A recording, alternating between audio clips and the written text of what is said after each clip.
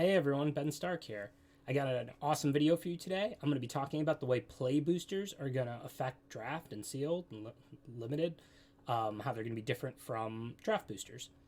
Before I get into the video, let me thank Manapool for sponsoring this and bringing you this video. If you are interested in getting a box of set boosters from Ixalan, go check out Manapool's site, manapool.com, and you can use code Ixalan100 and get a box at checkout for only $100. Definitely one of the cheapest prices on the internet. So if you want to get a box of set boosters from Ixalan, the new set, check them out, and you'll be supporting this video and them bringing you more content from me. And okay, and that's obviously a good price, so happy to endorse that. Let's get into the video. So I've been drafting for a very, very long time. Everybody knows boosters are like my favorite thing in the world. Love a booster draft. I've been, really just super into it from day one, basically. I mean, when I started playing Magic in 94, draft wasn't even a thing, but like by like 97, 98, I remember I did some of my first drafts in like Mirage Block, and then I played in my first Pro Tour in 99 in Saga Block. This is the last century. A lot of you probably weren't even alive yet. And I've been drafting ever since. And I can tell you that back then we used to just call them boosters, not draft boosters, because there was only one kind. But a draft booster today from Wilds of Eldraine is actually not that different than a draft booster literally from the last century. Sometimes 14 cards, 15 cards. Foils were introduced around 99, 2000, I think in 2000. But overall, 10 commons, 3 uncommons, and a rare. A foil, I think, is like something like 1 in 3 and replaces a common, so sometimes you can get a second rare that way. So overall, packs have like a little more than 1 rare on average, a little more than 3 uncommons, and a little less than 10 commons, because the foil would replace a common. And the packs that didn't have foils is 10 commons, 3 uncommons, and a rare. So that's basically a pack. Maybe it's changed a little bit from one set or another, but by and large, since the dawn of time, that's been a draft booster. That's what you've drafted. Now, play boosters are something different. I've got them up on the screen right here. People have been kind of going nuts on Twitter about this since they were announced. Some people think that they're going to be fun. Some people think they're going to be the death of limited. As usual, you've got all of the people on the extremes making noise and so on. So, me and Manapool thought it would be a good idea to bring you this video and kind of talk about the way I think it will actually affect limited. So, of course, from that, you can probably tell I don't think the sky is falling. Now, that's not to say it can't be worse. It might. But R&D says they're going to design with this in mind, that we're going to have less commons, probably about 2 less commons per pack, because that you see on here I have a graphic of a play booster up. I'm assuming y'all know what a draft booster is. And again, it's pretty straightforward. Aside from that little foil detail that I talked about, it's like 10 commons, 3 uncommons, and a rare in each pack. So now we only have 6 commons, plus the slot 7, they said in the article, was going to be a common like 85% of the time. And then it'll be a list card like 15% of the time. And it'll be a list common like most of the time. And then like 1% of the time, it'll be like a list rare or mythic. So that's pretty much going to be a common from the main set like 7 out of 8 times. And like most of the rest of the time, it'll be a common or an uncommon from an old set. And R&D is going to have this in mind, that these cards are going to show up in packs that we're going to use in limited. So I'm guessing that they will put a few broken rares in there, because you're only going to have a list rare in like 1 in 100 packs. But mostly the commons and uncommons will be interesting and reasonable, and they'll account for them showing up in packs fairly regularly. So I'm going to treat that slot like it's going to be a common, because it's going to be a rare like 1 in 100 times. But that's still only 7 commons, and we used to have 10. Slots 8 through 10, 3 uncommons, that's the same, right? Slot 11, a rare and mythic, that's the same. Slot 12, which my face is covering up a little bit, says basic land. That's irrelevant. You don't really draft basic lands. Once in a while, there might be like a set of common lands they want to put in that slot or something, and then you will draft it. But we're going to treat that like it's a non-playable card, because a basic is not a playable card. And then slot 13 and 14 are foils. or foil and non-foil wild cards. I don't think they announced the odds of getting a common, uncommon, or rare in those slots, but they're from the current set. So I don't think it's going to change limited too much. It's basically like you're going to have a foil in every pack instead of like in draft boosters, I think it was 1 in 3 or so. And like a non-foil wild, I assume will follow roughly the same rarity. You know, it'll be a common like most of the time, and it'll be an uncommon like, you know, some, and then a rare, pretty rare, but once in a while. So what are the differences here? So firstly, there's 13 cards instead of 14, right? Because you have this add token helper card, which you're not going to draft, and you have the basic land, which you're not going to draft. So we're down a card from 14 to 13. And then we're going to obviously have a little bit more rares than we used to, though not as much as people have been kind of making it seem. You will basically get a list rare like 1 in 100 or so. So that's 1% or something near irrelevant. And you now have 2, let's say, wild card slots instead of 1. And instead of a third, because before, like, the foil could have been a rare or an uncommon, and that would replace a common, so you'd have 2 rare packs when you got a foil. Now it can be the foil or it can be the non-foil, so you're like, and it's in every pack instead of 1 in 3 packs, so you're substantially increasing the chances of getting a rare there. But I'm pretty sure this is still way less than 2 rares per pack, because these cards will probably be commons, you know, somewhat proportionally to the rarity differences between common, uncommon, and rare. I don't think it's an even... well, even if it's an even shot at every card, if there was more commons than rares, that would still work. So I'm pretty sure they're going to be commons more than they're going to be uncommons, and uncommons more than they're going to be rares. I could be wrong on that. I don't think Wizards even announced that, but that's what I assume they would do. And I think that's how it worked with foils. Like, you got foil commons a lot more often than you got foil rares, right, when you got a foil pack. So I assume that it's basically going to be the same. So if we go on that assumption, then how many rares per pack are there? I don't know exactly. But substantially less than 2, right? You're going to have the 1 in the rare mythic slot plus 1% of the time, right? So up to like 1.01 from the list slot. And then also the odds of spiking a rare in either of these 2 random slots or whatever, right? So like maybe we'll have like 1.2 rares per pack. I think I heard that number somewhere. You know, it's not that drastic. When we get a rare or when we get a list card, that will be replacing a common. And there's already 1 less common per pack because we have 13 card packs basically instead of 14. So we're going to have, what are we really talking about here? We're going to have about a common and a half, maybe 2 commons, less commons per pack, right? That's the real difference from what we've been used to. It's not really that substantial that there's going to be like, you know, a fraction of a rare more per pack. I'm not saying it's meaningless. It might matter a little more in sealed when some people have 9 rares and some have 6. But the thing is, in sealed, you could always open 2 playable rares, good rares, and 4 bad rares, and only get to play 1 broken rare in your sealed. Or you could open 4 broken rares in the same colors, like I did in Vegas, and have an incredible sealed and go 8-0. But who's, not that I'm bragging or anything. Also, I crashed on day 2, so it's not a great tournament to brag about. But no, I'm joking. But in all seriousness, that did happen. I opened a bunch of black rares, and I had like 5 rares that were all in the same colors, and that was, you know, with draft boosters, not with play boosters. And the point I'm trying to make is, it's always high variance how many rares you're going to get to play in your sealed. When we've been using draft boosters for sealed, some sealeds have had, you know, 4 or 5 broken rares, and some have only had 1 or 2, and that's just, you know, it's not good, but it just is what it is. And I don't think that's that different, just because some of the seals are going to have 9 rares and some of the seals are going to have 6.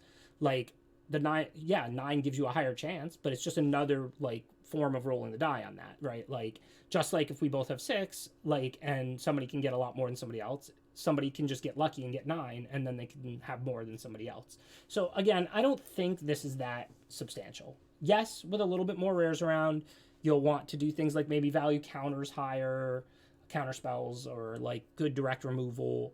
But I wouldn't even go very far with that. Firstly, those cards are already pretty effective in sealed because people have a lot of rares. And in draft, like, you can only take 1 card with each pick. And yeah, if there's more rares in the packs, that means other people will get them. So like there will be more rares per deck. But again, I think it's like a quarter of a rare more. I don't think it's really going to change things that much. And it's actually going to be less than that because sometimes rares end up in places they can't be used in pack 2 and 3. Somebody hates because there isn't really anything good for them. You know, whatever. So anyways, I wouldn't worry that much. I think if you're worrying about the extra rares, you're thinking about the wrong thing. For the most part, I don't think that's that meaningful. However, the 1 to 2, the like 1.5, 2 less commons per pack is meaningful and is interesting. So let's think about that, because we don't know exactly how R&D is going to address that. I'm going to make some assumptions. I want to be clear.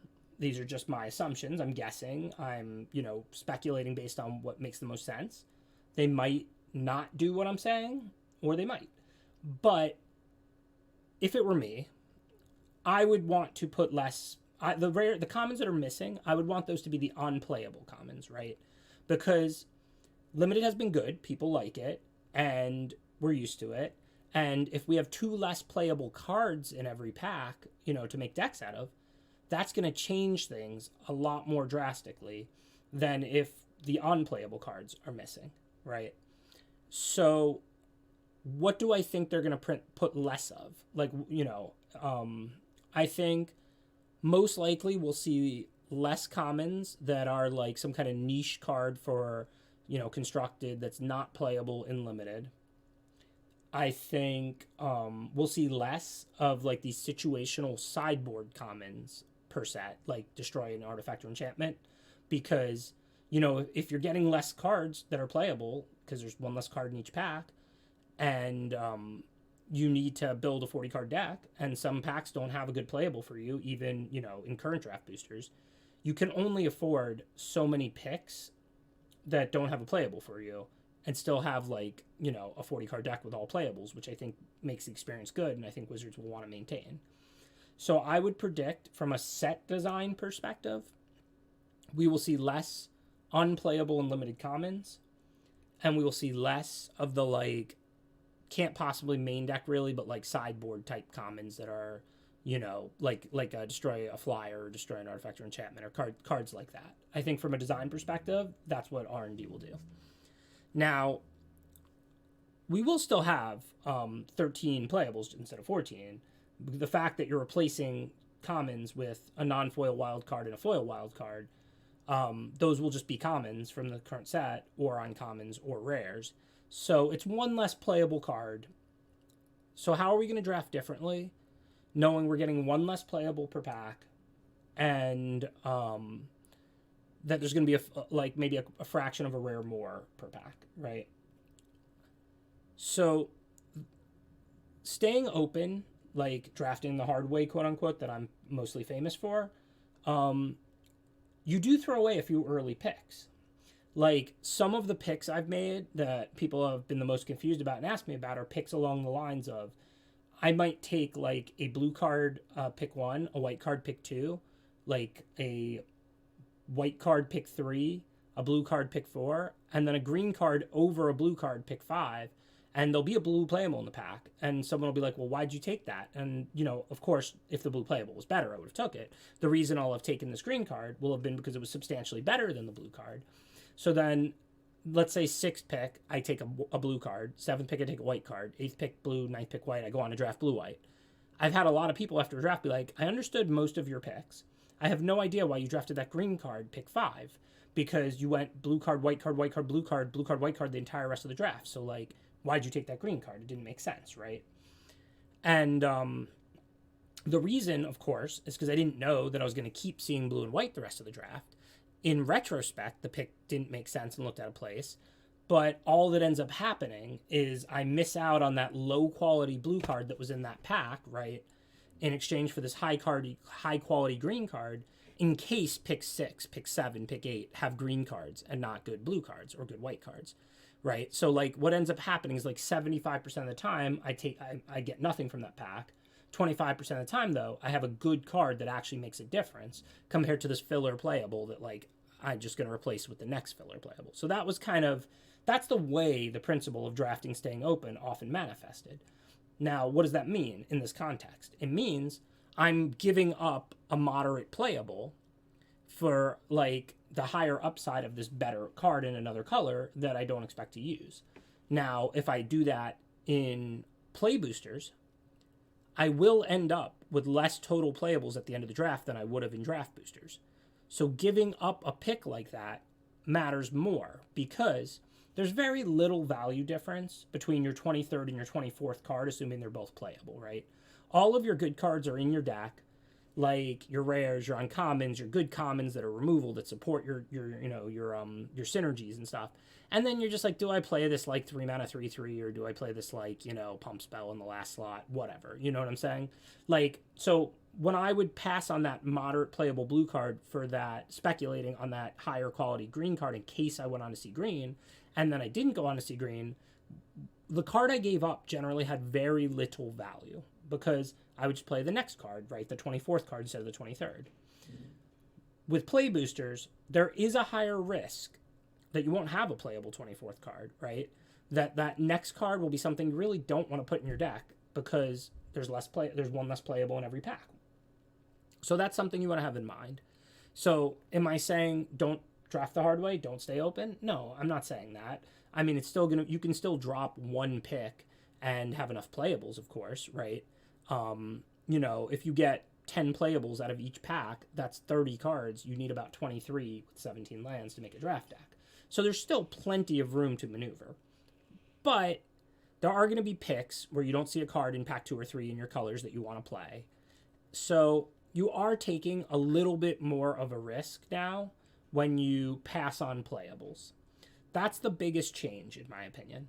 The biggest change for Limited is going to be having one less playable card per pack means if you happen to miss on a couple of picks in pack 2 or 3, just packs that don't have anything for you, and you stayed open longer and dropped more picks, you have a higher chance of coming up short playables. So I'm firmly against this change. No, I'm kidding again. But yeah, I do like having more playables, so there's more room to maneuver. So that, because I think that's, very skillful, right? Having to make those constant decisions between a card you're more likely to play and a card that is better, but you're less likely to play. So I would advise people to not speculate as much. Like, still do it. Still look for the open color early. Still don't be afraid to drop 1 or 2 early picks. But you do want to find your lane earlier, even if it means playing a little bit like less total quality. Because if you end up like 2 or 3 cards short at the end of a draft and you really have to put like unplayable cards in your main deck, that's really bad. You really you really don't want that to happen. So we'll have to see how it plays out and how much they design for this. Like I said, I think it will be pretty minor because I think that they will probably just print less unplayable commons because they know that there's one less card per pack. And a lot of the rares are different. They might be more powerful when you can use them, but some of them are for constructed and not playable at all. So I think that Wizards knows we will have less playable cards per pack, maybe a card and a half less. And I think they will account for that during set design. And I think we won't have to change much as drafters. But as far as judging when the play boosters are released, which is not for Ixalan, I think it's the set after that, we're going to get play boosters. But when we draft them for the first time, I'm going to be thinking a lot about it. I'm going to be paying really close attention to not only, the decks I draft in that format, but the stuff I'm talking with you about today. Like, did they print less of these, like, let's say, totally unplayable commons, less of these situational sideboard type commons that you can't really put in your main deck? I'm going to be looking to see if they designed in these ways. Not to say that, they're wrong if they didn't, but, I'm going to be checking to see how that they designed with this in mind. And that's just my prediction as to what they'll do. And, of course, we will have to see how often we end up not having enough playables. If we stay open, if we drop a color after pack 1, if I miss a couple of picks early in pack 1 because I'm kind of keeping my options open, will I still have 23 playables and it doesn't seem to cost me much? Or will I come up a playable or 2 short at the end of some drafts and then have to put some really bad card in my deck and take a big hit? So those are the things I'm going to be looking out for and judging. Those are the ways that I think it will affect Limited. And I think, honestly, I'm not trying to be a party pooper, but I just think it's going to be a very small change. I'm not saying it's going to be better or worse. I would say, kind of in a vacuum, it is a negative, I would say, to have less commons and to have one less playable per pack. I think they'll design with that in mind, as I've talked about. So I don't think it will end up mattering much that there's like a fraction of a rare more per pack and a common and a half less per pack. I don't think that overall this will end up ruining or making draft great. I think it will just feel the same and not be very different. So that's my prediction. But I've been wrong before, so we'll see if that's how it pans out. Either way, happy drafting. I hope you enjoyed this video, and let me know what you think. I want to hear your thoughts about what you think Wizards might do differently in design, and also how you think it's going to affect Limited. So thanks for listening, and I will see you next time.